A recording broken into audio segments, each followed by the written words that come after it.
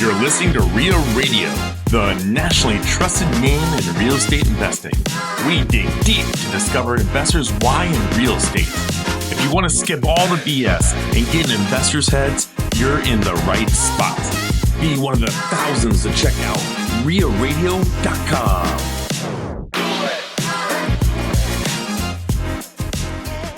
Think about this, okay? A lot of entrepreneurs in the room, right?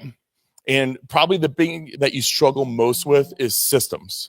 You struggle with the time for the family, your spouse, your girlfriend, your boyfriend, whatever it is, but it's all about time and management. And that's something that Casey has really mastered. Casey's a systems guy. Casey used to work for Shell gas stations. He's originally a Wyoming guy, moved to Houston. He had that W-2. He was doing investments. He had 3 kids, 4th coming. They let him go a week coming out of that new job. Now, right about that time that he got let go, Owen and I met him, and Dennis actually met him in Bigger Pockets. I believe it was San Diego. And we were doing these video shorts. And we had the privilege of running into him, getting to know him, getting to know his story. I'm like, man, we got to get you on the podcast. Then we see him at another Bigger Pockets conference. He's like, guys, you still haven't got me on the podcast yet. And so we get him on the podcast, episode 189, did a long interview, got to know him and his story, what he's doing. Come to find out that he's got 400 and something rental units, and he's doing some lending programs. And by the way, he's doing 70 to 100 flips. And he still makes time to be a dad of 4 kids. He still makes time to coach his 12-year-old team because he used to be a quarterback for the Bears. Yeah, running Bears. And so he still makes time for all this. And when we interviewed him at the end, we were so impressed with this interview. We're like, Casey, I re-listened to it this morning, just so you know, Casey. I re-listened to it, and at the end, we're like, please come to Omaha. We need you here. Your story's compelling. Your systems are amazing, and we think he's like, guess what? I am putting a whole plan together to start speaking. So now he's keynoting events, talking about what he's doing, and this is his goal. He wants to be able to do this, wants to be able to speak, and we are so privileged here in Omaha to get Casey in here. He is an absolute badass. He's got great values, and he's a family man, and I can't say much more amazing things about this guy, but I think that you guys will be impressed. Take notes, and then when we go to the bar afterwards, make sure you make time. We will make time for after event for at least 15 minutes of Q&A. And just so you know, when you have these great questions for him, please come up to the microphone so we can get you on camera. He's got a lot of family and friends back home that are going to be zooming in and watching this. So we appreciate you guys. And can you make sure his kids can hear the crowd applause from him walking up? So can you guys welcome Casey Gregersen? Ted told me today, he's like, hey, if you want, it's a pretty fun crowd. I'll get you a drink. You can come up and present and have a beer. I'm like, that's what I'm talking about. Have a good time like the rest of you guys. I grew up in Wyoming, so I'm drinking an IPA. But it's always a balance with the IPAs, right? It's good, but it's like you can only have so many of those tonight. But we'll see how it goes. But I would love to connect with you guys and hang out afterward. So before I get rolling, check it. Did everybody get one of these? Did it make around here to the front? You guys get 2 pages, all right? Everybody's got 2? Anybody missing one? Man, we got it knocked out ahead of time. All right. So I'm going to give you guys a second to fill out something. So tonight, let me just share the impact, what I think I could share with you guys tonight. So this is the Revive method. We're going to get to my slides in a second. But next year, I'm very, very confident we're going to do $5 million in revenue just from this strategy alone. $5 million in revenue. That's 100 deals doing $50,000 a piece. And as I'm going to show you tonight, I'm doing them fixing and flipping with almost 0 risk. I'm not going to say 0, but about as low risk on a fix and flip as possible. So our team's goal is to make $5 million. I think you guys, if you implement this, could easily make $100K next year. You could literally make $20K by the end of the year just bringing me a deal or bringing someone else a deal. So it's a powerful strategy, and I want to get you guys excited. But I've given this presentation several times across Houston and Wyoming and other areas, and it always goes really well. People are really excited. By the way, nice kicks, dude. I've got the same ones from Wyoming. I love it, man. But I've given that presentation many times, but here's the thing. If you guys don't take action with it, all it is a cool keynote, and we went and networked, which we should definitely be networking tonight. But my goal is that you guys are able to take something tonight and implement it. So tonight I'm going to try something out. You guys are my guinea pigs. So you guys are going to help me fill this out. All right. So go to the one that's got a little white part of it where you can fill it out. Okay. You're going to have to share pens, but I'm going to give you a minute. while I kind of tease up a couple more things to write. I want you guys to write your name down, write whatever contact, if you want to email, phone, because I'm going to follow up. All right. This is accountability exercise because I want you guys to take action. So I want you to go ahead and fill out your name and your number or email, however you want to communicate. And then as you go through, I'm going to be talking about a bunch of different ways where I think this could help you. And you guys don't have to be a fix and flipper to do this, right? There's a bunch of different ways I feel like it help you. So I just want you to check the box on which one where you think you could implement, and then I want to follow up. Can everybody commit to that? I'm going to give you some time, all right? So while I'm giving you time to write this out, I want to get a feel for what we got here in the room. So who's ever done a fix and flip? Show of hands. Get a good feel. There we go. That's what I'm talking about. The last one I did, I got about 25% hands, but we got well over that. Okay. How many of you guys are wholesaling? Any wholesalers in the room? Hey, show of hands. Anybody wholesaling? Man, maybe that's where I'm usually at. I'm usually in all the wholesale rooms. Lots of wholesalers. Okay. How many of you guys are lenders? Are like a private money lender or would lend money? Any lenders in the room? Those guys are they're scared to raise their hands because they know they're going to get bombarded at happy hour or cocktail hour.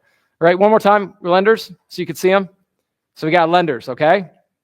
So we got lenders, fix and flippers, wholesalers. Any of you guys just passive investors looking to do more deals, like looking to buy more, create more passive income? Okay. So I wanted to hit all of those three because if you're one of those three, you're going to get something tonight. If you are looking for deals, trying to do deals, if you guys are fix and flipping, you're going to love it, all right? And the third one is if you're lending money, I'm going to show you how you can lend money on this strategy, and it's going to be super, super powerful. Everybody get that filled out? I'm going to give you a couple more seconds. All right, so outline, guys. I'm going to want to introduce myself. I'm going to have a really cool video to kind of kick it off. I'm from Wyoming, and I want to show you guys. I think you guys will relate with my first video here. And then we're going to get into sort of my why. Well, first off, thank you to Ted. Thank you for Ted for inviting me out here. So kind to get me out here to get this opportunity to speak to you guys. As he mentioned, this is a huge goal of mine to get to be in front of groups like you guys and help you guys out so you guys can do more deals. I'll show you a little bit more about my why and how I want to help families achieve financial freedom. It's been so powerful to me, but I'm just thankful for the opportunity and thankful for all you guys for showing up. Man, I've presented at a lot of different meetups. By far, I think Ted has put together the most incredible. Let's give Ted a round of applause for this meetup.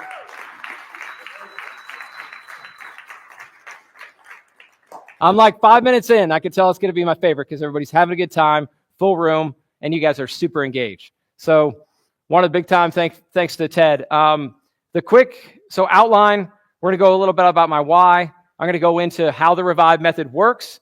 I'm going to go show you guys some case studies. I'm literally going to show you the underwriting and give you the underwriting tool, like a spreadsheet on how I underwrite every one of these deals. And then we have enough time. I'll show you guys how I literally call and negotiate it with the seller. And when you guys see how I pitch this, you're going to be like, oh my gosh, that's easy. Like I could pitch this to agents. I could pitch this to you. There's so many of you guys in this room tonight who are going to see this and be like, there are so many deals that I have passed on that I could have just, if I'd have done this. And a lot of you guys probably already thought about this idea, but you didn't know how to actually structure it. I want to give you guys the tools so you can actually structure it tonight. All right. So quick disclaimer, do not go execute the strategy on your own tonight and just go plug into ChatGPT, say, give me the documents based on maybe you got a little Claude like I do or a little Pennant and you're going to transcribe it. Like, do not do this on your own, the first one. All right. I've run all this stuff through my local state attorneys or state by state with my attorney to make sure we've got the right language. All right. Especially with all the stuff happening with wholesaling. I encourage you guys, do not do this on your own. All right. I'll give you guys a cool little way that you can get involved at the end, but definitely do not just take what I said tonight and go implement it. I would hate for somebody to not structure it properly. Okay. So very important disclaimer. All right. Everybody have a chance to fill this out.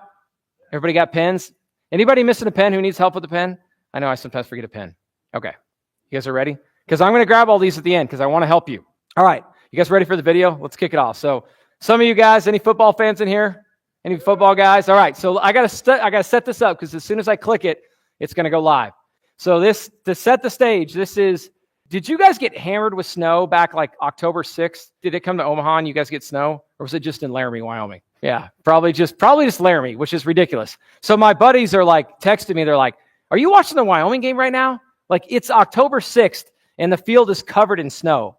Like I've seen it in November, but never the first week of October.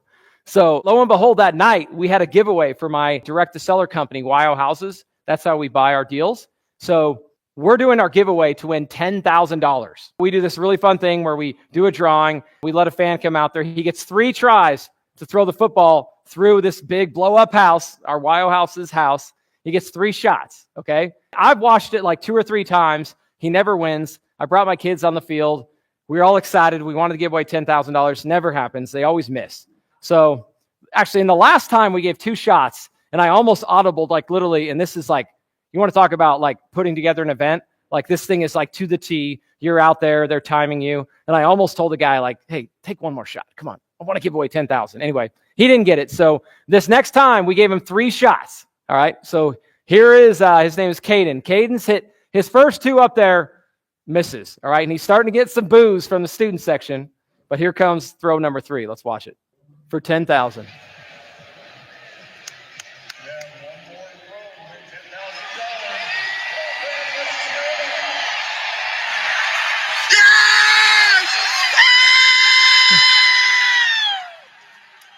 Packed house, wins $10,000.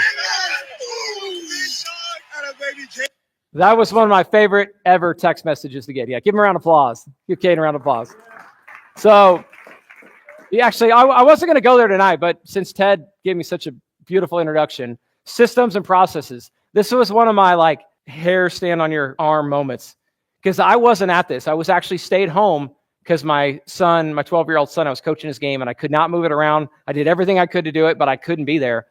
And to have, this is one of the coolest messages I got that night from my COO who was there, who set this all up. They got like 260 people to sign up for our giveaway. Like they just crushed it. And then I got this video and I'm getting text messages from all these people who know me saying, $10,000, I can't believe it. But my team did this. I wasn't able to be there. I was able to be there with my kids and coach them. We did this incredible event. So really cool thing about systems and processes, and it's taken a long way there. But again, we're not going to build a business tonight. We're going to give you guys a very specific fix and flip strategy to help you guys. You ready? All right. So my background, Ted did most of this, but I work for Shell in Houston. So I actually grew up in Wyoming, not too far from you guys over here, and went to school at the University of Wyoming, got a degree in petroleum engineering, which brought me to Houston in 2011. I worked for Shell for 12 years. Until I guess I ran into Ted and Owen, and a week later I got let go. But that was already in the plans. I was already working really hard, which I'll show you in a second why. But anyway, 12 years corporate America. How about any W-2 folks still in here working W-2s? Some of them, some hustler, a lot of hustlers. I like it. So a little bit more about my background. Ted hit that. Our goal next year is to do 100 flips. We're actually probably going to do 100 of them using this exact strategy. All right. A little more background. My portfolio, 420 units, about 50 million under management. And then I raise capital. So right there at the bottom, I've got Bighorn Capital. So if there's somebody in here who's not ready, who's not like an operator, not finding deals, not being the fix and flipper, but you want to invest and do deals, come talk to me as well. I'd love to see if you want to join our fund. Because in Wyoming, probably like some of those small towns, I just had a conversation right out in the hallway about small towns in Iowa, small towns in Nebraska. I find it's really difficult to wholesale. So we just have to take down the majority of our deals. And we go direct to seller. So I find the deal, we use in-house construction, and we manage the property. Right? So all that works really good, but it's very capital intensive. So a couple of years ago, I learned that I better figure out how to start raising money because my W-2 job at Shell is only going to let me get like one of these a year. And it's not going to pay for all this marketing, pay for all this overhead and all this staff. All right? So that's kind of how I built it and why I raised capital. All right? But really, I want to talk about the why. Okay? So I want to show you guys my why. This is my 4 boys. This is one of my favorite photos I have. It's on my screensaver. I think my wife's still kind of mad because I love having her on there. She's very beautiful. But like I've been having this one on my phone for a while because this was actually my 2-day workshop that I did back in July. It was pretty fun. We had all these great speakers. And I told the audience, I'm like, guys, tonight I've got 4 guest speakers coming. You guys are never going to guess who they are, but we got 4 special speakers tonight for Q&A. So we brought up the boys on the stage and let them answer questions, and it was really fun. And it was one of my favorite moments where I get to bring them, be a part of it. Right? So my why, guys, is being able to choose family over work. Right? Because I worked in oil and gas for a long time where my only choice was to go show up and take that flight out to West Texas or take that flight out to the Gulf of Mexico on a platform for 3 weeks and be away from my family. And it was really hard. And I worked really hard to have that option to finally make the choice when I was ready that I was going to choose family over work. So my bigger mission, because I know I've got a lot of assets and a lot of deals, but why am I still working? It's because I want to give more people that same opportunity. And everyone's different, right? It might not be, I want to quit my job now, but I at least want to help people build that to where when the time is right, you can make the choice and not be backed in a corner and be like, I've got to go to work. I've got to go to this. I've got to miss this. Give you guys the choice. To me, that's what financial freedom is having the choice to choose your family over work. So the reason I'm going so deep on this, guys, is why I work so hard, but I want you guys to think about what is your why. Hopefully you guys, how many of you guys, just show of hands, have really thought about your purpose, right? If you accomplished everything and had all the money you needed, what is driving you? Have you guys done a lot of that? Raise show of hands. This will also show how many guys are like really in good high-level masterminds and groups. I'm not surprised by a lot of hands raised because you guys are in the right room, surrounding yourself with the right people. But I want you to think about your why, right? Why did you show up tonight, leave your family, leave your wife or your kids or your whatever you had going on to come here? I'm assuming it was because you guys wanted to grow. You guys maybe wanted to learn something and you wanted to network. So I'm starting that off with, I'm going to give you a tool tonight, and I gave you a worksheet, a little box to check. That way you guys could take some action on this. Because if I get to the end of tonight and after we network, I'm going to have a good time. But my goal is tomorrow is I got like 100 of these filled out with people who want to take action, right? But the action only comes from your why. Because tomorrow there's going to be a lot of stuff happening. But if you know that why, to me, you guys will take some action. All right? Now, you guys ready to get into it? Fix and flips? No risk. We're ready for it. I teed it up. All right, so again, where this comes from, this photo is from I looked it up on my phone today. I actually just added it. 2018, right? This is Fort Worth, Texas. We're doing a bunch of fix and flips. That was when I first started trying to do more content and have my film guy. I had my film guy there. He's right there. We're recording it somehow, so we did. But the reason I shared this photo was this was a time in my life where it was like a big time, this was a bottom. Or shortly, months after this was a big rock bottom for me. I was doing fix and flips, and really I was doing the burst strategy. So this house was actually a great one. I bought it for $80,000. I put like $80,000 in, and it appraised for like $230,000. So I literally got all my money back. And I did this on like 3 or 4 or 5 properties with my partner in Fort Worth. And me and him are thinking, all right. I actually thought at that point I was ready to leave my W-2. We'd actually moved to Dallas, Fort Worth, and I was stuck in, all right, I'm ready. I'm going to start to choose family over my shell job. But a little too soon, we started doing, our thought was, all right, let's start doing some fix and flips and buy from wholesalers, and we'll buy them, we'll fix them up, we'll sell them, and then that profit, we'll keep reinvesting so we can keep buying more and more rentals, right? On paper, it looks pretty good, right? Let's go do some fix and flips. The underwriting looks good. We'll sell them, we'll make money, buy more rentals.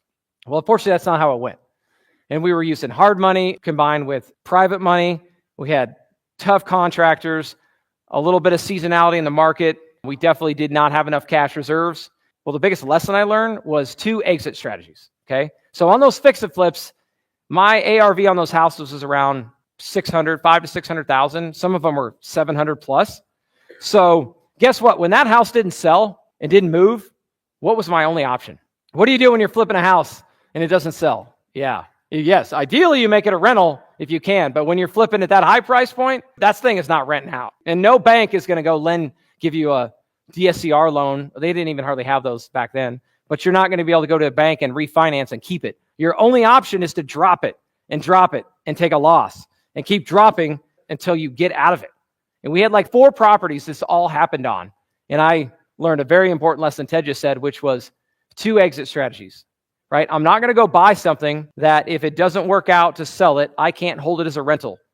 Because if I were to hold on to those 4 properties to this day, I'd be sitting pretty good, right? But instead, I took these huge losses, right? Literally, guys, I had to call my hard money lender and say, I can't make my payment next month because we're out. I can't get anything sold. Like, I need some time, right? And I had to tell my private money lenders, I got to pay back the hard money lenders, get this thing done, and you got to give me some time to reset. And only at that point in my life, I had to completely reset, start over. I moved back to Houston, back to the office job because I was in the field at the time. I'm like, I got to go back to the office and I got to reset. Okay, so I reset, kind of got my feet back underneath me. Fortunately, I never told you this, Ted. We talked on our podcast about Pure Barre. It's a women's fitness studio. Thank goodness me and my wife had built a really successful one. And I was able to sell basically half of my equity to pay back all the hard money lenders and my private money lenders. Otherwise, I don't know where I'd be today. But I was able to do that. I was able to sell it and restart. Okay. So now where this goes is 2 exit strategies. Okay. Well, now, do you guys remember after COVID, so a couple years after COVID, do you guys remember when they started raising rates? What was that, 2 or 3 years ago? So when they started raising rates, if you were like actively doing deals, especially if you're a fix and flipper, you guys remember that was a scary time to be a fix and flipper, right? Because you had no idea where it was going to stop. You don't know how high rates are going. If you go start a fix and flip today, your ARV's here. But by the time you're done, you have no idea where it's going to be because you don't know where the market's going. So I had 2 options at that point. I could just stop and maybe go back to Shell. Let me think about that. I think I'd already made my decision by then, so I wasn't going back. Or I could find a different way to do it, right? But I still wanted to buy at higher price points, but I was trying to think to myself, how could I continue to buy fix and flips and not take all the risk? And that's how the Revive method was born to me. Because if you're a good fix and flipper, you are conservatively underwriting your ARV, right? After repair value. So if you're looking at a fix and flip, you're basing off what can I sell it for? But you got to be conservative. And as some of you guys know, there's a lot of people who will pay more than you that don't really know what they're doing, and they'll overpay. That's sometimes good if you're a wholesaler. But if you're a fix and flipper, you just got a bunch of people overpaying. And I was going direct to my sellers and I was saying, hey, I don't know where the market's going right now. Instead of paying you 70% of value minus repairs, I'm at like 50% because I don't know where the market's going, right? And a lot of sellers were like, stop lowballing me, right? They don't want to take that deal. Did anybody else live that situation where you're trying to get deals done and there's just a complete disconnect because the seller is not ready to sell there? And also the seller is like, my neighbor's house just sold for $800,000. They're like, yeah, but you don't understand that was when rates were low and rates are going up. So I'm trying to figure this out. And I figured out, how do I keep going, but how do I mitigate this risk? So what I did was the Revive method. So let me kind of explain it, and this will all click for you guys. So the way the Revive method is I take over, if there's a loan on the house, I'm going to take over that loan, and then I'm going to change the deed. So very, very important. On this transaction, we are closing, whether we go through a title company or not, we're changing the deed and we're recording it. So now I'm on the loan, okay? But the nice part is I'm either going to basically seller finance it or I'm going to take over the loan sub 2. And the seller's equity, I'm going to pay that on the back end. So as you can see up there, the seller gets paid when we flip the house. You guys tracking with me so far? And now the rehab is coming out of my pocket and I'm using my guys to go do it. But as you guys will see as I show you how to underwrite these deals, if they've got good equity, you can mitigate your risk because really the seller, you know who's taking the risk? The seller is taking the risk when I show you guys how to do this because they get paid at the end. And I actually build my profit. The majority of my profit is built in to my renovation budget, right? And I'm fully transparent. I say, this is what it's going to cost for me to rehab it, for me to make my profit. But, so remember that's the story I just told you about the seller who's like, my neighbor's house just sold for 800. I should get 800. Well, it's pretty easy to actually get him on board. Okay, so if we look at, we're going to buy it for 800,000, I can back him into, okay, or not, that's not the right word. I can back into the numbers for, if it's 800, we're going to pay commissions, holding costs, then I'm going to pay my rehab plus profit, and then whatever's left, you're going to get the majority of, and I'm going to get a small piece. You guys see that? But that is exactly how the payment goes at the end. We pay it in that order. It goes, obviously, if there's a loan, a first position loan, that gets paid. You obviously got to pay your commissions and closing costs. And then I get paid my rehab after that. I'm going to show you the numbers here in a second to drill this home. All right, let's actually go there right now. Okay, so I think I covered this pretty good how it works. So you take over their loan, you transfer the deed, you go do the work on the house, get it ready, fixed up. Once it's ready, you go list it, sell it, and when you sell it, you pay back the first position lien, if there is one, you pay back yourself, myself as the investor, and then we profit share. Okay? Is anybody familiar with a novation? A couple people. So I didn't want to go too deep on novations if you guys haven't done them. It's very similar. It can be similar to a novation, but very, very important difference is on a novation, you basically just say, hey, if I sell, okay, so what's your name, sir? It's Thomas. I'm like, Thomas, How much do you want for your house? It was 180,000 good enough for you? You're good. Okay. So Thomas, if I can go list your property on the MLS, and if you get 180, but I end up making, is it okay if I make anything above 180? If you're good with 180, you good at that? And you're good if I go and market it, share it with all my investors, put it on the MLS? You're good? Perfect. That is a novation agreement. All right. And so then I go list it. I do the marketing, and anything above 180 plus whatever commissions that I pay, that's my profit. The thing with a novation agreement, though, is it is secured only by a written signed contract. So if Thomas decides that after I go find my buyer and he's like, oh, screw that, Casey's making like 30,000, even though Thomas told me he was good with it. We all know most of these sellers in distress are not the most stable people, right? Anybody ever had a seller go dark on them, even like on a wholesale agreement, or completely back out? If you only have that contract, what is your recourse? You literally got to sue them. You got to sue them for performance. So if Thomas did that to me, now I got to decide, am I going to go sue Thomas to get him to sell to me and go through all that headache? You're probably not going to do that. So now the other component, though, is what if Thomas's house, I'm like, Thomas, you know what? I need to put if we put new carpet and new paint, I think I could sell that thing for like $250. So you're still good at 280 or 180, right? You're good? Okay. So then I send my contractors in there. We fix it up. We go to sell it. But then Thomas disappears or it goes dark, and I put my money in there.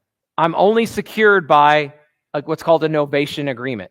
Nothing is recorded. There's no deed, right? So the big difference here is I was doing these novations just like this, but I was doing more extensive renovations. And my threshold was, if I'm putting like more than $10,000 into a property, I'm not going to be only protected by a simple novation signed agreement. I want to have the deed signed. So this is a very key component of what I'm doing up here is I'm going to change the deed. Because if I'm putting $50,000 into that house, we're not going to rely upon a novation agreement. I'm going to be on title, and I'm going to make sure that I'm protected. You guys all track it? You guys can ask questions at any point. We'll have plenty for Q&A, but I don't want to lose anybody. All right, so these are the big three. I want you guys to remember, for this Revive method to work, there are three things. Honestly, you're going to be surprised how many deals will fit the big three. I showed a couple big threes up here. First off, am I missing any basketball fans? Am I missing any big three duos that I upset somebody tonight? You're like, come on, what about the Spurs? Ginobili, Parker, Duncan.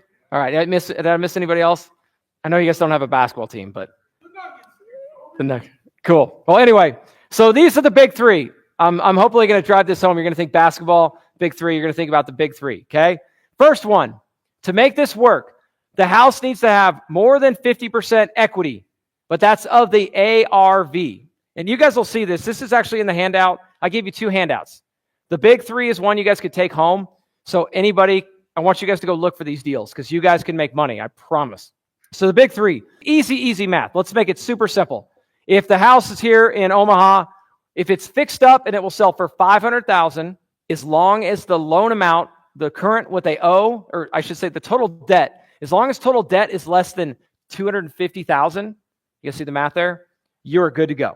All right. It could probably work a little higher, and it definitely works lower. I mean, if the house is worth 500 and the guy's got it free and clear, then it's game on. Like, these are beautiful, unbelievable deals.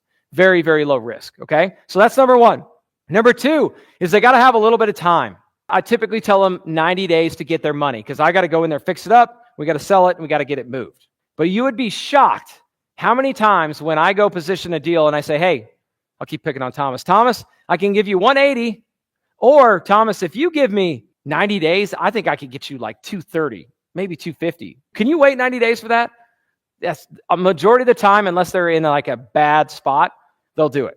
Like, even if they're behind on their mortgage, you could catch up their mortgage and you could pay them their equity on the back end. So that's number two, is some time.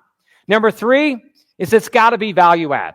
Okay, this is not going to work if you've got just a lipstick house where literally all you're doing is cleaning it up and putting it right back on the market. When I show you the math, it's not going to work out as well. I mean, it could work, but it needs to be a fix and flip where you're actually bringing value to the house. You're actually forcing appreciation. Okay, you guys got the three. Again, 50% equity, some time, 90 days, and value add. I'm going to pause for a second. Can anybody think of a house you guys have seen listed or have seen a deal that would work that fits these three? Anybody? Raise a show of hands. Everybody seen a deal that would work for this? It will work. All right. And the other part I want to explain is all the people who win. So I've been pretty thorough about how we win as the investor because we're going to take a lot less risk. And I'm going to continue to show you that. But guess who else wins? Your seller wins. Thomas wins because now Thomas made $230,000 instead of $180 selling it on a fire sale price, right? The other people who win. How about your agent? This is one of the best ways to go attack on market deals. Here's a really easy list you could go pull. Like 90 days plus on the market and 50% equity. And then what you do is you go call that agent and say, hey, it looks like you've been having trouble selling this thing.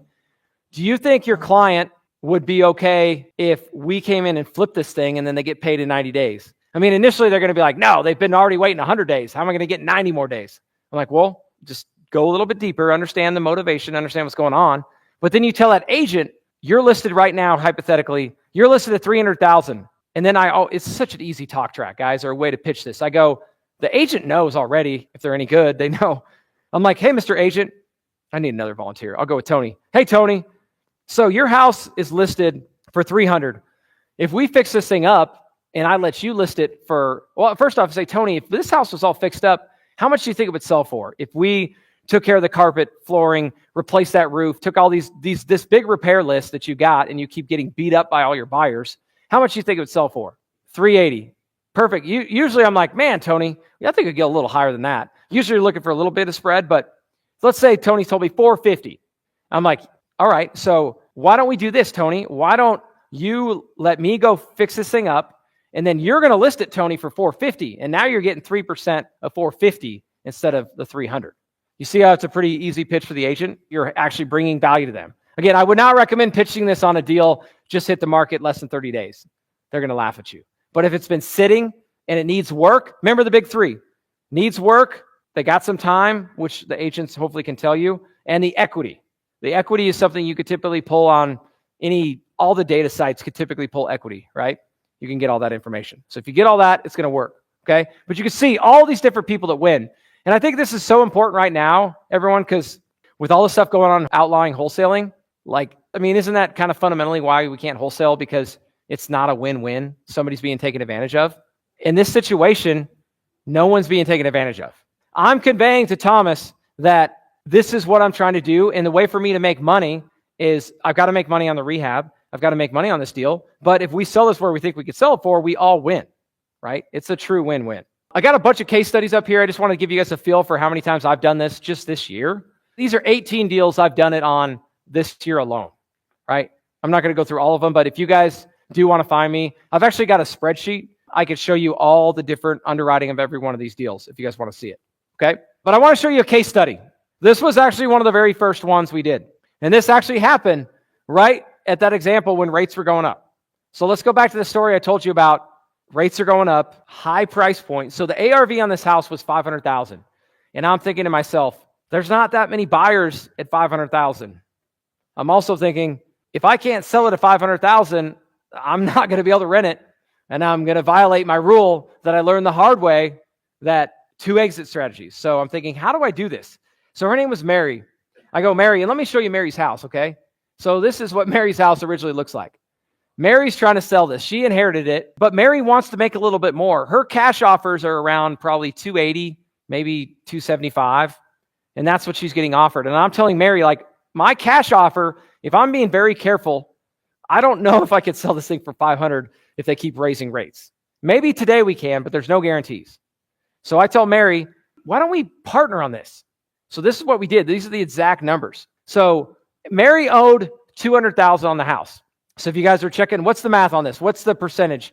Loan to ARV. Somebody use a calculator. Maybe you don't need it. 40%? 40%, right? So we hit our first one. We're under 40%. I also asked Mary, I'm like, Mary, can you give me 90 days to go clean up this mess and flip this house for you? She's like, yeah, I could do that. So we hit that one, and it's clearly has some value add, okay? So as we work down there, the total investment, guys, here's where it's at. Look how less risky this deal is. So total investment with my rehab of 100,000 is 300K. The ARV is 500. What's my loan to value there? 60%, right? So where's my hard money lenders or lenders in the room? Raise a show of hands. So if you're a lender, would you lend on a deal at 60%? If you got 40% cushion, it's pretty safe, right? Actually, where I want to introduce to you guys why this is such a powerful way to go use private money is your private money lenders love you because they're really well protected because of the way you structure this. Because when you close on the property, or when I closed with Mary, I took over the title. I took over that $200,000 loan. I put in $100,000. Actually, it wasn't my money. I used my private money lender's money. So I'm all in this for no money, right? And everyone's protected. We go flip it. So we ended up selling this house for $500,000. So what Mary ended up making in terms of cash was $120. So if you add her total price, she made $320, right? And as I mentioned, Mary, her other offers were $280, $270, and she made $320 by just waiting the time. Does it make sense why she did it? And then we made about $70,000 to $80,000. But on this rehab, this number is actually a little bit off. I actually built in $120,000 as the rehab. And I said, Mary, I need the first $120 because I got to make sure I've got plenty of cushion and I got to make profit. So I actually try to build in on my rehabs. I should ask that. How much do you guys think I try to build in on rehab as far as profit? Like, let's say that on this job, the rehab was $50,000. How much profit do you think I build in? 40%? How about a dollar amount? What would you guys guess we get away with? 25. We are typically 50,000. Like, I'm building in like 50,000 in almost all my deals. If I'm going to go do an extensive rehab, I'm going to build in 50K. And on this deal, if I build in 50K, like, I'm almost guaranteed to make that money. Do you guys see how I'm almost guaranteed? Because I could have literally sold this house for like $325 and still paid commissions and holding costs, and I still would have made my money. Again, Mary wouldn't have made money, but I disclosed that to her. Literally in my contract, and this is where it comes back to, make sure you review with an attorney. I make the seller initial the fact that this house might not sell for $500. You might not make any more money on the back end. I'm very, very transparent so they know what they're getting into because it's very important to disclose. All right, you see how that could work? All right, so the calculator. This is a tool I'll share with you guys, and I wanted to walk you through. So typically I get like a whiteboard, and I kind of whiteboard it down and write it all out, but I'm just going to show you up here on the screen so you guys can follow along. Oh, look at that. We even got a pointer. Okay, so here's what I just did in Evanston. Just closed it, actually.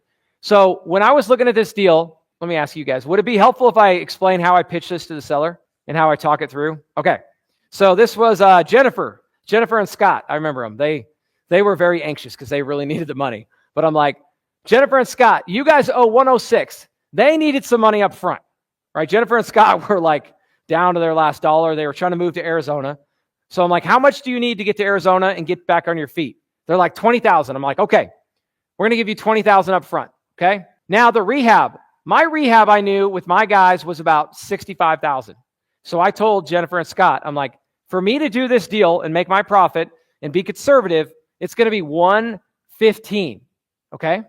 Now I'll never forget it. Good example. Scott was like, that seems really high. Like, it's not that expensive. Okay. And he's telling his wife, he's like, Jennifer, that's too high. And I tell him, I'm like, guys, have you tried to find contractors lately? And then I was also like, Scott, do you want to go manage the contractors? Scott, do you have 65,000 of your own money? And I didn't tell him my number, but I'm like, do you have, even if you could get it done, do you have that money to go do it? He's like, no. So it was an easy objection to overcome. And again, this is what I focused on though, because I asked him, it's all about when you're negotiating in the sales part of it. I was like, Jennifer and Scott, how much money do you need? Right? That's this number here. I mean, they're actually usually thinking about the cash to them, but this is the total price.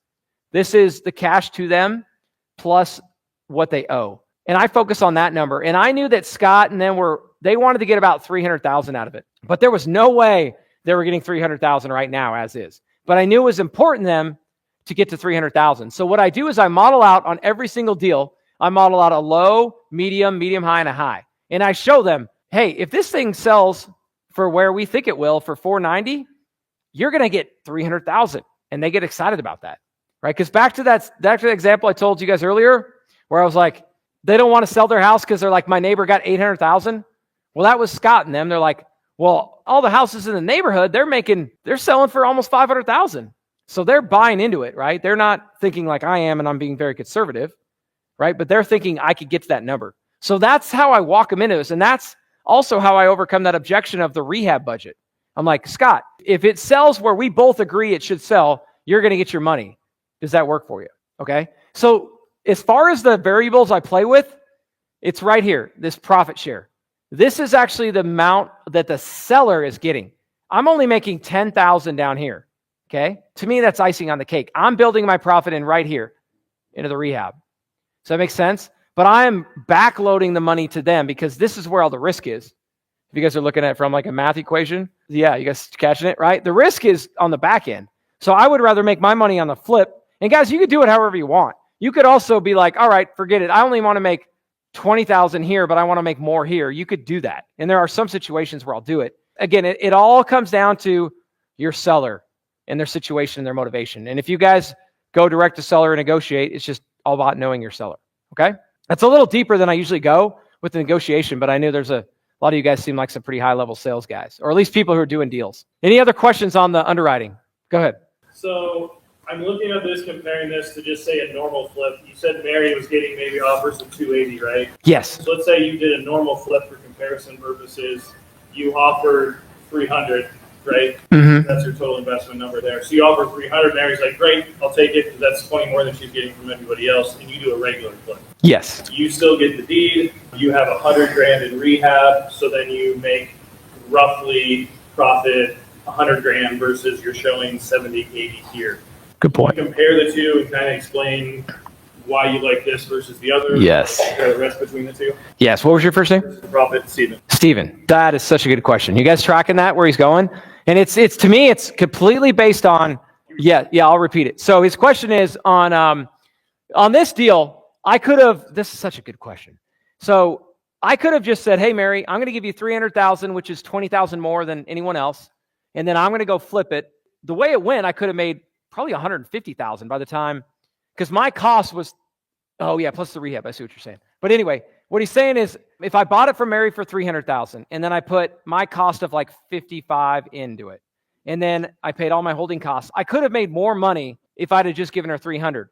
But this is where you just got to balance your risk, right? To me, I'm like, I showed you that photo up there where I got burned, and I didn't know where interest rates are going. I'm like, if I can lock in my 50K, I will do it, right? But there are situations where if I feel really confident in the ARV and I know the house is going to sell and it's just lower risk, then I would maybe do that. And I do both of them. But to me, it's a give or take. It's all based on your risk.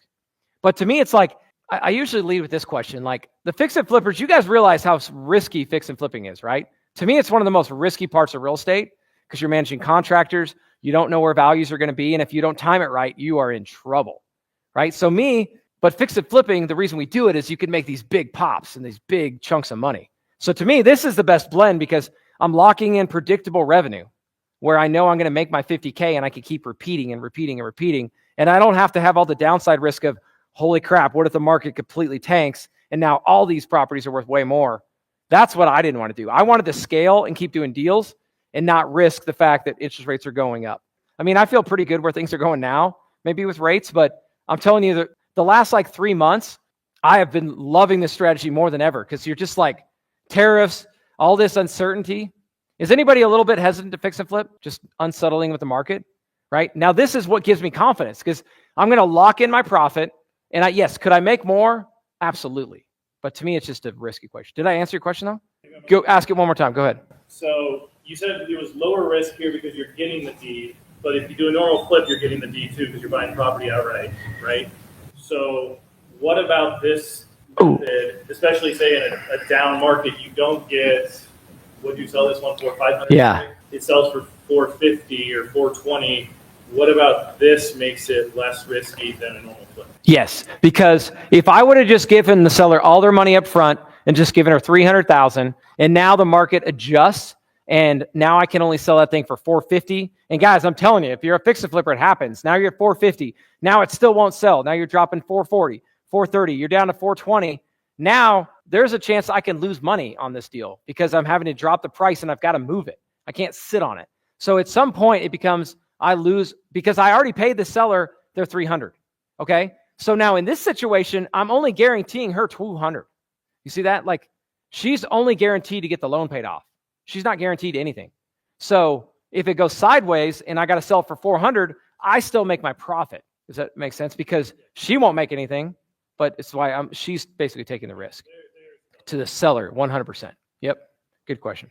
I thought you were going a different direction with the risk. Yes. Big time. Yeah, I don't have to go borrow $200,000 and take it over her loan, right? All I got to do is go fund my rehab. And my PML loves me. Like literally, I'll take over a loan at like 4 or 5, maybe 3% if I'm lucky. And then I'll go use private money, maybe around 12%. But it's a smaller chunk of private money, so it makes the deal way better. There, the seller is on it, right? So it is a sub 2 transaction. The lender is in first position. The first position one still has their name on it, right? Have you looked at sub 2?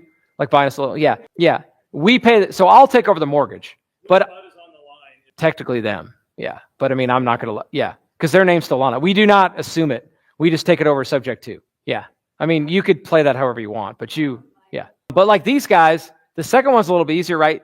They're getting 20,000 up front. So there's at least getting something, right? A lot of times they're in a tough situation where they need some cash. And so they're like, all right, I'm going to trust you to make sure this is done right. Yes, they are trusting me that I'm going to go do a good job on the flip. But yes, I could.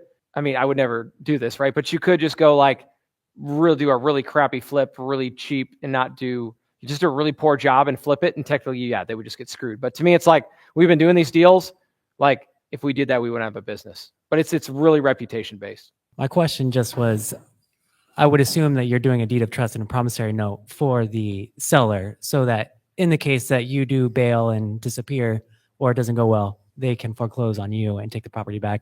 Even though it won't be in a good state, they might get something out of it rather than that is a good way. Disappearing, like in response to her. Yeah, what was your name? Josh. Josh. Yeah, Josh makes a really good point. That's a really good way to kind of resecure your seller for you just completely, or something were to happen to you, to where they could step back in and still try to make that payment.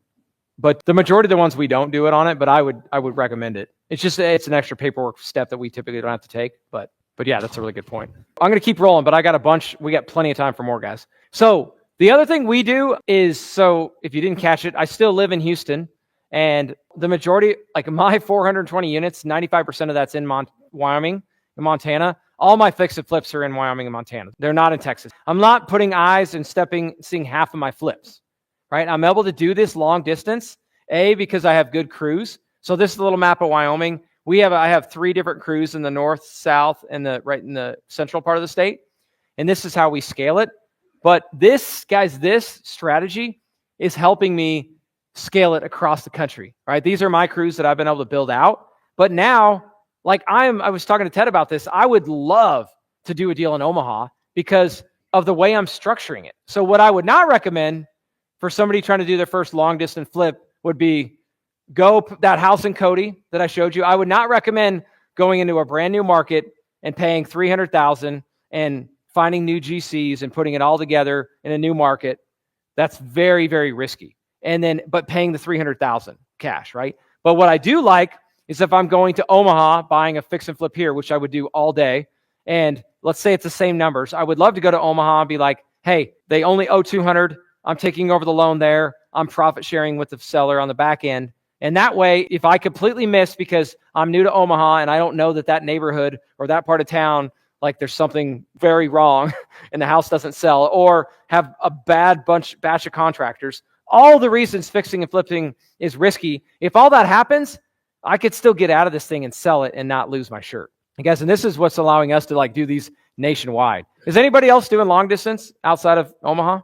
Or pretty much all you guys local? Mostly a little bit here and there. Well, that's okay. Well, we can still do ones together. But if you guys ever think about fixing and flipping long distance, this to me is the way to mitigate the risk. So we'll summarize, guys, and then we'll get to Q&A. But again, to me, it's the safest way to fix and flip properties, right? We're not having to take all the risk and we're locking in our profit. Somebody just mentioned it too. We don't have to come up with as much cash, right? Less capital.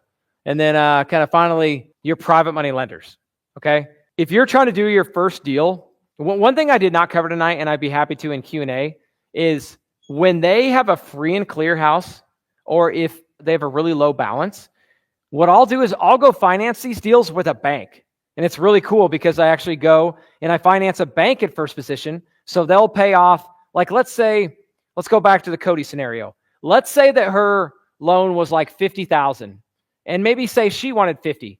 What I'll do is I'll actually go to the bank and I'll get a $100,000 loan, because a bank in first position on $100K on that house will do that all day long.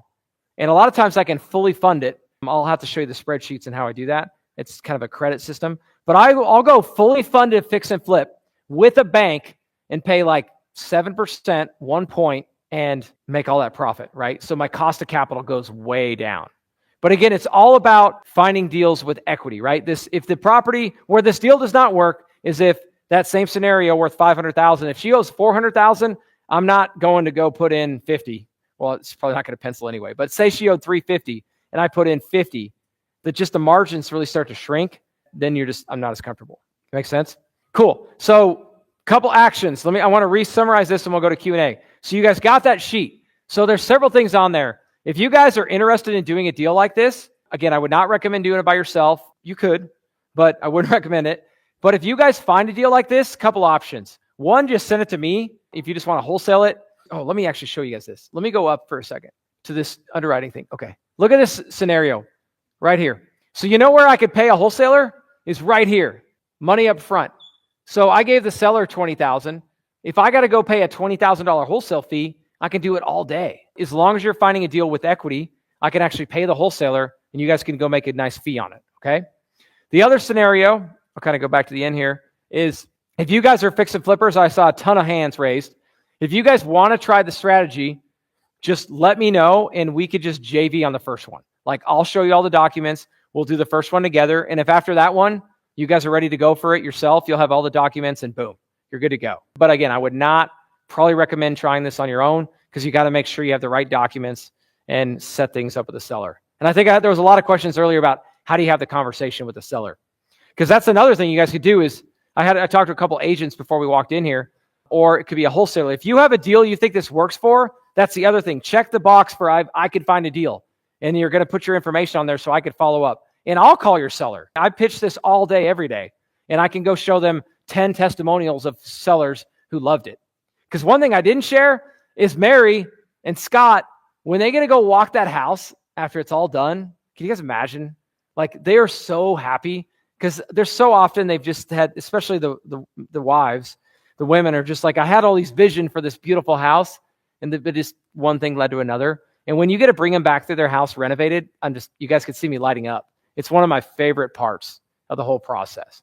So just, I don't know, again, I'm just going to re-summarize that it's a win-win for everybody involved. So last thing on that. So there's the fix and flip if you guys want help doing one, if you guys want to bring a deal. Also, if you're a PML and you would lend on one of these deals, please reach out or check that box. I'd love to help you there. And then last but not least, I have my Revive Summit, which I'll go to that next slide here. I got a little screenshot of it there. But if you guys would like to attend our Revive Summit, at the Revive Summit, I go way deeper. You guys got about an hour of this, but I go into the underwriting, actually go into showing people like how we do the marketing to find the deals, how we're actually using AI to integrate a lot of this different stuff, how we do SEO, Facebook, all the different stuff to find deals. That's what I do at my 2-day workshop in Houston. It's actually a week after TEDS, so I'm hoping to maybe come check out TEDS here in January or the following week after TEDS. So there's also a little box on there if you guys are interested. Since you guys came tonight, if you check that box, I'm going to send you guys a link to get it 50% off. So let's go with questions. And last thing, I keep going last thing. Maybe I'll have 4 or 5 more last things in here for you guys. But there's a QR code that'll take you right to my Instagram. I would love to connect with you guys. If you guys got any photos or I can retag you, I'd love to. I've got about 88,000 followers. And if I can help you guys get exposure, I'd love to collaborate. So please collaborate with you there. That's talk with Ted and a lot of other people there. So please, guys, there's all my information to reach out. I'm going to be available all night. Well, not all night, but I'm going to have a couple beers. So love to connect with you guys. But let's go with questions. Go ahead. What are some tips that you can notice that people are potential buyers? Like if you could hire somebody to do DoorDash, we always typically the people who order the most always have 4 cars. They could go get it themselves, but they have 5 cars in the driveway. They obviously have to maybe get a bigger house for their home, but it's they're obviously trying to save money. Mm-hmm. If you could get them out of their situation into a bigger home, is there a way that you can kind of upgrade somebody's life? But main question is, how are you finding people who could be buyers but aren't listed yet? Good question. So when it comes to finding my buyers, guys, I'm not an agent. That's a whole nother thing of how I've kind of scaled. I've actually scaled. I'll give you this. I'll keep it to 30 seconds. I've been able to scale from Houston and doing all these deals in Wyoming and Montana, not being there, because I just rely upon local agents. They help keep me out of trouble. They help underwrite the deals. They give me the CMA. They'll actually help bid the job. So in return, they get all my listings. So when it comes to finding the buyers, I'm going to rely upon my agent to list it. And I'm going to work. I mean, you guys saw the number. Oh, I didn't highlight that part, but every deal has got 6% underwritten into the back end to go pay the agents. So I'm really going to rely upon them to find it. But I do like your strategy of potentially helping someone upgrade. The only challenge is if like somebody has a house that they have got equity in, but they want to buy something bigger, but they want to realize the equity and they need to fix it up. It could work in that scenario. The problem is they got to find somewhere to go, because sometimes that's the fourth one, but you'd be surprised. Usually you can give some people a little bit of money up front and they can go rent for a while. So that would be how I would solve it. I'd say, hey, all right, I'm going to fix up your house using the revive method. I'm going to give you $10,000 to go rent so we can get you out of the house. We could fix this up. When we sell this, you're going to get this lump sum, and now you can go buy the next house. That's what I would do. Go ahead. Casey, thanks for coming to Omaha. That was my question. What are you doing with the people in the house when you're going to get under contract? They got nowhere to go yet, fixing up their house. What are you doing with them? Yes. So when they have it free and clear, it's really easy. But the majority of the time they got equity. So just like I could pay a wholesaler, and just back to my situation with Scott and Jennifer, there's enough margin in these deals to give them money on the front end. So the majority of the time though, they'll just go move in with somebody, or they're moving. They're planning to go somewhere anyway. Where it does not work though, is if somebody's got to sell this house and they got to get a loan and all that cash just got to roll right into the next one. That's the time it's not going to work, right? Because then they don't have time, right? But if they've got time, yeah, typically I'll either give them money to go move, or, I mean, a lot of these people are going to go rent anyway. They've kind of been down on luck and they're ready to just kind of restart, and they're going to go rent, and you give them a little bit of a head start. Did I answer it? Perfect. On the slide that had the high to low underwriting, are you going over that with the seller? Yes. And so does it look better for you to pad the rehab? Is that kind of one of the main reasons to pad the rehab? Because that could be a retail rehab for them if they went and did it themselves. So I don't think it's dishonest in doing so. Exactly. And then it doesn't look like they don't think that you're swindling them if you say, oh, I'm going to make, twice as much profit as you're going to make on this deal. Yep. So good question.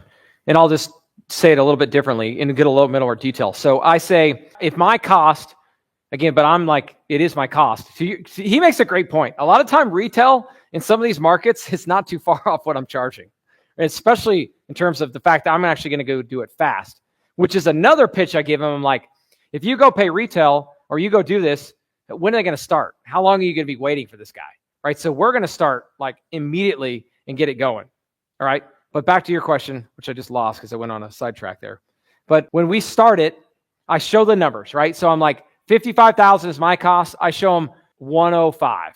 All right. But all I say is it's 105. That's got cushion in case I go over, because contractors are always over budget. I've got to make some money on the deal, and that's pretty much it. I'm like, and that's the cost. And I literally show them that line item, and it stays consistent. So high, medium, low, it was 115 or 105, 105, 105, 105. But then the variable that changes is the purchase price, right? And that's why I show them. And I always design it. I can actually go. Can I share the slide again really quick? This is actually a really good point. The way I design this is I know that, here we go. The medium high is kind of like, that's where I think the house is going to sell. That's where we usually both agree. And I'm like, hey, I think we'll get here. And if we do that, we already paid 115 to me. But again, I just say that's a flat fee and you make your 298. But then I'm like, you know what though? If they keep dropping rates, then guess what? This price, we could actually get to 520. Now you're going to make 323. How awesome would that be? But I also tell them, but there's no guarantees. And I tell them this is probably our low number. Did that answer it? Keep going. Yeah. And then when you're working with those costs, do you need to have your own crew in that city that you're doing it to get those numbers where you need it to be? Yes. So good question. Let's say I go to Omaha, somebody brings me a deal there, we're ready to do one. I'm going to go out and get a GC to bid it, and I'm going to see where he's at. And yeah, I think I'm still going to underwrite it and see if I could still build in 50K on that. Right. But I'm going to go. So my crews give me my bids. Right. But there are times I'm in other markets, and even in my markets where my guys are tied up, and I'll have a GC do it, and I'll go off his number and I'll just add in my 50K or whatever it is. Another thing is, guys, I didn't mention is higher price points. Right. This is phenomenal. If you're You could definitely start to build in margin when it's like a 800, 900 or 7, like getting higher ARVs, then building in that margin is a lot easier. But if you're like me and you get really scared when you're fixing flipping an $800,000 house because you're like, it's a fine line between 700 and 800 in terms of like the house selling. But when you do this, now, you build in more margin and you protect yourself. Last question. If like number 2, 90 days doesn't work, which is a lot of times what happens, are you doing another strategy? Or are you letting that one go to someone else? If they need it less than 90 days, then yeah, we start talking the cash offer. But yeah, we'll still give them the cash offer. And then maybe I do look at it and maybe I'm like, okay, maybe I go back to our scenario. I'm like, hey, I could get this deal done. But maybe instead of offering them 50 cents on the dollar, so typically 70% is like our typically standard number, right? So when I'm doing the revive method, we're more at like 50. So maybe I'll offer them 60 if I feel a little bit more comfortable. But also, I mean, it's all risk and I don't know. Maybe it's the engineer in me, or maybe it's getting my teeth kicked in that story I told you guys about, but it sucks losing money. Okay. This is what I wanted to share with you guys. So when you fix and flip, and if you guys have fixed and flip and been here, you know what I'm talking about. So you go flip the house, you go through all the contractor headaches, you finally get to the end and your house is fixed up. You get the photos. You're really excited. It's looking beautiful. And you go list the property and you get a couple showings and no offers. And then you're like, oh. And it's a week later, no offers. And then another week, now there's no showings and definitely no offers. Anybody ever been here? And you're like, oh, my ARV said it was here and it looks good. Why is it not selling? And then you start getting anxious and you're like, all right, I guess I got to drop the price. And then you drop the price. No offers, and wait 2 weeks and no offers. Drop it 10,000 again, no offers. I'm just telling you because it is stressful. Anyone else been in that stressful situation? Yeah, it sucks. When you do this, you don't have to stress. I had this realization this summer when I had a house that wasn't selling. I'm like, what the heck? This is a good market. We did the ARVs, but I wasn't stressed. I'm like, all right, just drop it. And I told my dispo person, drop it 10K and keep dropping it. And I'm having to remind my agent, like, just keep dropping it. We're not going to sit on this thing. Drop it till it sells. But I didn't have any stress because that profit, guess whose profit that was coming out of? The seller, right? And again, I'm not saying we're not deceiving anyone, to be clear. They understand exactly what we're doing. And I tell the seller, I'm like, we're going to get this thing sold because we both want our money. None of us want to wait. So I'm going to price it there. If it doesn't sell, I'm going to drop it. But the stress level when you do it like this, guys, it's so much nicer. Who else? Any other questions? So just to clarify on the mortgage side of the transaction, the sellers are still continuing to make the monthly payments. You're still subject to that. They're still paying that monthly payment. Yeah, that's Rob, not right? your holding cost. I know. I'll cover it. And the majority of these sellers that are in position, you know what I haven't even highlighted yet is the majority. We do this all the time when they're behind. Like we'll catch up the arrears and we'll get them current. And then we'll take over those payments. Because, yeah, I don't think I've ever done it where I didn't take over their payment. Because to me, it's like, I'm now the owner of the house. I'm going to cover the holding costs. But holding costs are part of the calculation on the back end. And I get reimbursed those on top of the rehab budget. Good question. I thought there was another one. Hey, I like the idea of putting some profit on the rehab. But my question is, are you using that as a contingency? Or say something happens where it's like, hey, we found out we need to do a foundation for 20 grand. Are you now taking that back off their profit first? Or how do you use that 50 grand as leverage? Good point. Very case by case, but perfect example. If we get an inspection on every deal, and if I go get an inspection and maybe it's foundation, and maybe we're a little bit uncertain if our buyer's going to do it, I'll just put that into the contract. I'll be like, hey, there's nothing in this contract for foundation. If we get to closing and this comes up, it's going to come out of the profit. It's not coming out of my number. And but I try to disclose that. And actually, a lot of my contracts say, we're going to do this scope. I try not to. There are sometimes if they want line by line, actually, if they want line by line, I probably just say this isn't going to work because I don't want to deal with it. But I'll give them, hey, this is what we're doing, paint, carpet, flooring. But if we get to the end and there's some seller concessions, because as we all know in this market, every house you sell, they want every little thing. And if we have to do that, that typically gets added on to the rehab. But we try to make sure that's written from the front end so there's no questions. I'll hire one, yeah. So I'll go hire, and yeah, good question. I'll have my guy gives me a bid or my GC gives me a bid, but I'll pay an inspector to come out And that's another thing another best practice I've been able to find in all our markets. There's almost always an inspector who will know how to work with investors. It's like, I don't want your $500 and $600 inspection to give me every little doorknob that's loose or whatever toilet flapper that's not working. Like, I just want to know the big stuff. Just charge me like $100 to $200 to go in there and give that to me. Look for the big stuff. But yeah, I try to identify that on the front end. Great question. What else you guys got? Got a two-parter here. So if you're a newer investor, who in here has never done a flip? Okay, so we got a portion of the room here. Is this something that you think is possible for a new investor to do? And if so, any advice for them? That'll be the first one. Yes. So the answer is yes, you could totally do it. Again, not by yourself on the first one. What I would do, such a good question, Owen. If you are a new investor, you could go find, I gave you the 3 criteria, right? The big 3. Go find that deal and bring it to me and let's do it together, right? And I'll show you how to do the contracts and I'll show you how to underwrite it and how to make sure we'll go through the inspections. We'll get the contract.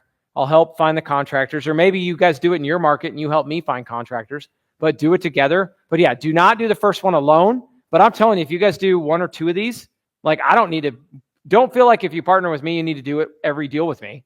Like, do a couple of them. And if I get a JV with you and I help you, hell yeah. Like, that's what I would recommend. Next question is, have you had any success doing this method on the MLS with properties that are listed? Is what you're trying to communicate to the sellers, does that get lost in translation through an agent or 2 agents that are trying to communicate what you say? And they're like, I don't understand this, so I'm out. Yes. Yes. Oh, and that's spot on. That happens all the time. So the way I try to do this is I'll call the agent, and the majority of the agents are going to be like, yeah, they're going to laugh at you, or they're going to be like, stop. All I get is investor calls all day long on this house that's been sitting on the market for 100 days. Once you get through all that, be like, hey, I just try to rely upon our reputation. Be like, we do this all the time. I can send you testimonials. What I do, Owen, is I say, let's get on a 3-way call. Like, I give them the high level and say, this is what we're trying to do. If you feel like, I'm like, again, the big 3, I'm like, does your seller have time? And if they do, yes, they've got equity. I'm shaking my head right now. It's amazing how many times you call an agent and they don't even know what they owe. I'm like, well, what do they owe on the house?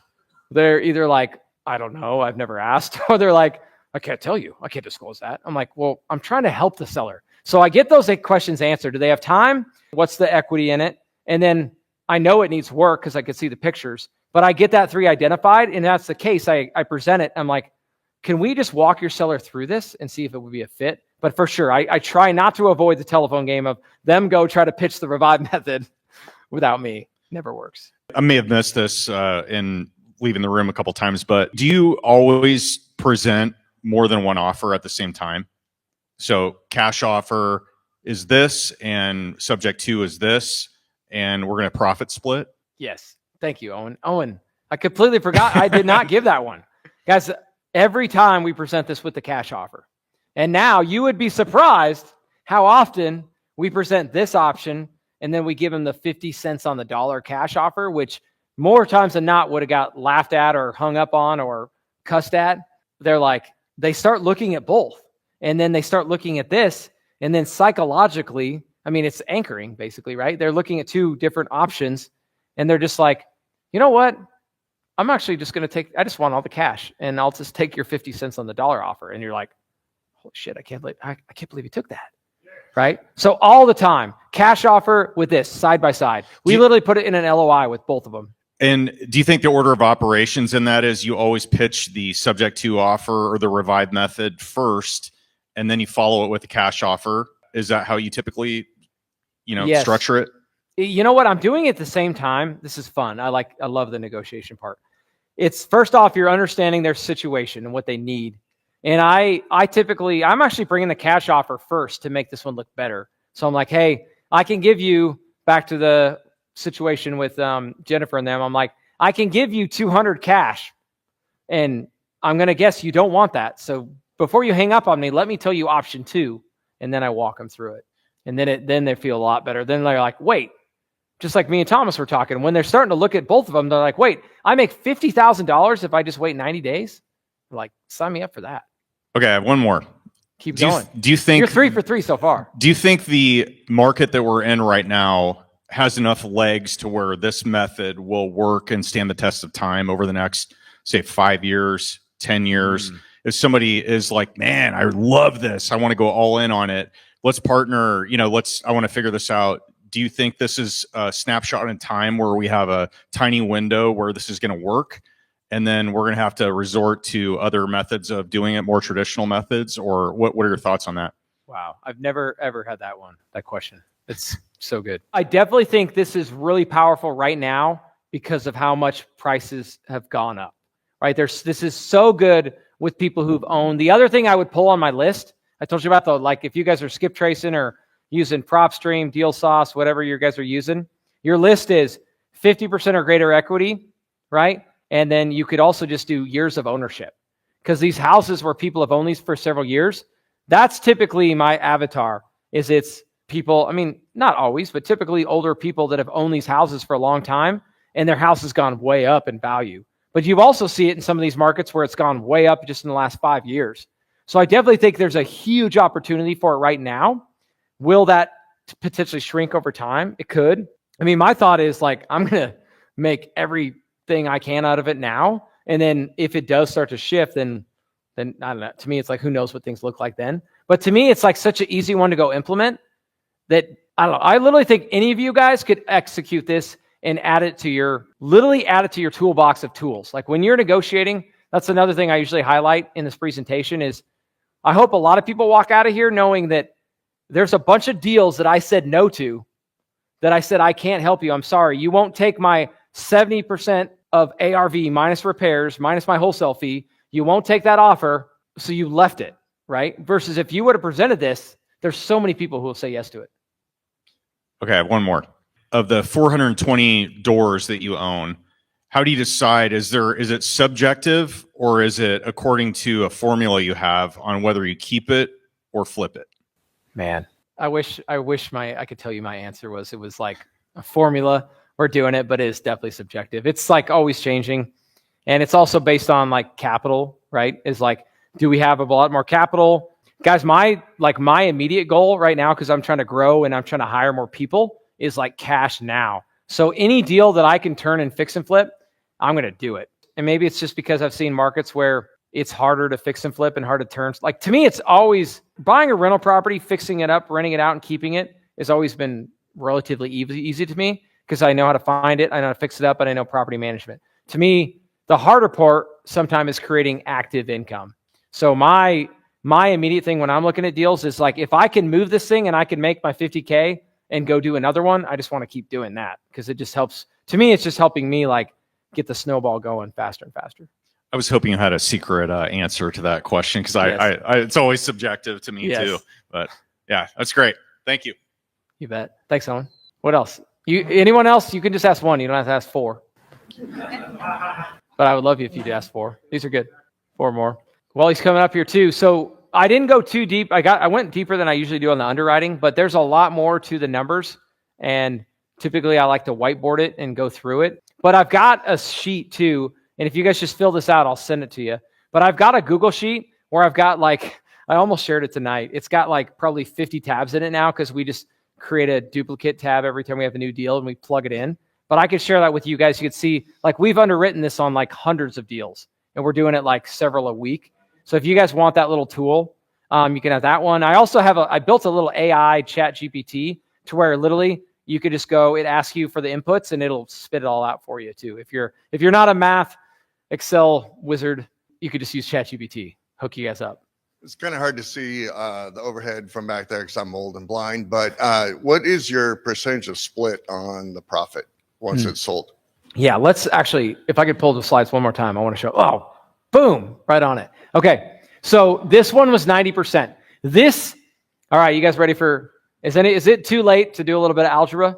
You guys down for some algebra? Okay, so when I'm looking at this, I'm a math guy, if you can't tell, all right? But a math and a sales guy, which is unique. But, okay, so 90%, this is the variable that I can change, all right? So when I'm running all these, let me just walk you down through here, because this is such a good question of how to do this. And I promise you, I didn't promise, but you just prompted me to do underwriting. So loan amount, I know this. Money up front, I know this by asking questions. And maybe I got to pay a wholesaler. I know that number. Rehab, I get my contractor to estimate that. I put in my profit. I know that. Holding costs, calculated. Closing costs, 6%, calculated. Sales price, I get this from my agent, right? And I get a range, okay? But again, I know this, all right? The rest, now, this is the unknown that I got to play with, all right? So this little cell, if I give you this spreadsheet, you guys as excited as I am, like spreadsheets? Some of you guys are. So literally, this is what I get to play with. I just play with this number, and I get, because the unknown of the equation is what's your name, sir? Jason. Jason. So if Jason on his house tells me I need $300,000 for my house, this is my variable I'm solving for. All these knowns I just plug in. So then I literally just go play with my profit share. I'm going really fast, but my rehab I plug in, first off, rehab I plug in 50,000. I lock that in, okay? That's a known. So now, in order to get Jason his 300,000, I play with that 0.9 until I get there. So there's some deals it's like 70%, some deals it's like 65, but I literally just play with this number until I can get Jason. Typically in the medium high scenario, I play with it until I can get him the number he wants. Did you guys catch that? It's a lot easier if I'm doing like a Loom video, playing with the spreadsheet, but does that make sense? Mm-hmm. So it's all over the board. But to me, the reason I got so excited is that is the number that you can play with. It's exciting because it's a negotiation, but you're also figuring out the numbers. If you know what Jason wants, then you could plug it in and make it work. That's how I make this work for people. And that's how I get them excited. Because when we're looking at all these numbers, they're probably like some of you guys are like, no more Excel, get it out of here. Like, I just want to know how much. All they care about is this number right here. That's all they're focused on. So if I can get them to focus on this number, they don't beat me up on this number. You know what I mean? I make them focus on this, and I get to that by that. All right. Thank you. You bet. Any other ones, guys? Cool. Well, while anybody's thinking about it, just another reminder. I have a fractional CMO who helps me with, he's helping me like build out all our content, all our marketing. And he's like, Casey, it's like, do not let those people leave tonight without filling out that sheet.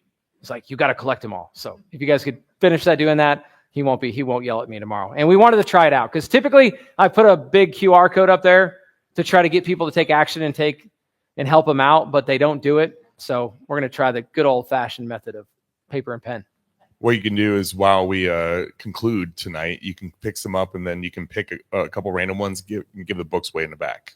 Yeah. Since I don't think we have any cards Ooh, back there. I like it. Yeah, there you go. Thanks, guys. I'm good.